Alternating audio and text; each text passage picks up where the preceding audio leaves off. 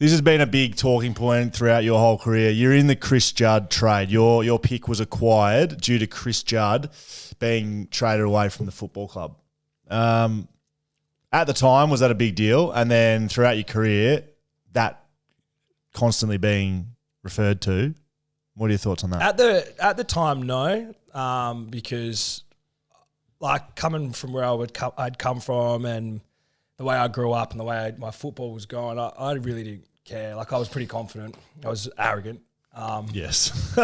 And so, yeah, I didn't care at all. Like it didn't bother me at all. But then it gets referred to, and I had a lot of injuries early days, the first few years, and then those comments start to take a little bit of a toll. And then they did.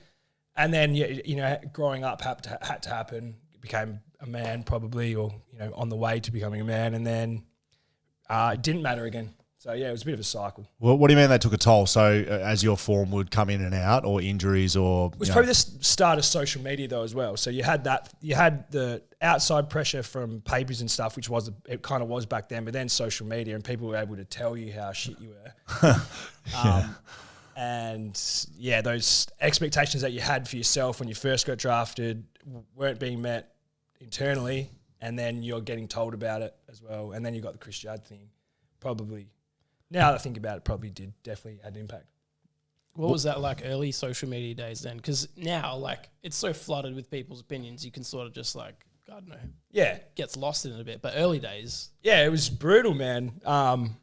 I actually, one of the worst things was at Subiaco Oval, when our bench was, you were pretty much in the crowd. Yeah. And it was all the West Coast members. I remember some of the sprays that I got from West Coast members when I was like 19.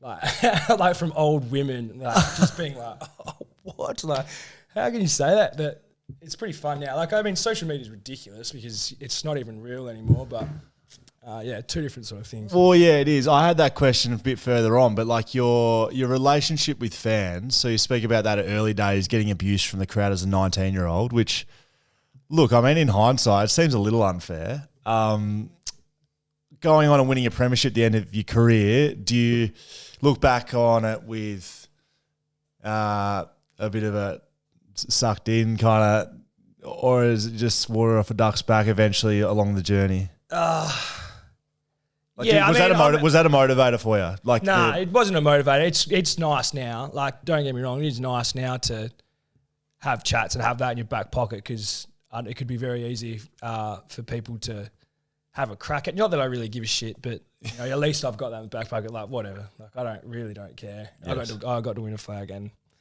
you didn't. Most of you didn't. Still remember Jan and Barbara behind the... Yeah, I remember Jan giving it to me.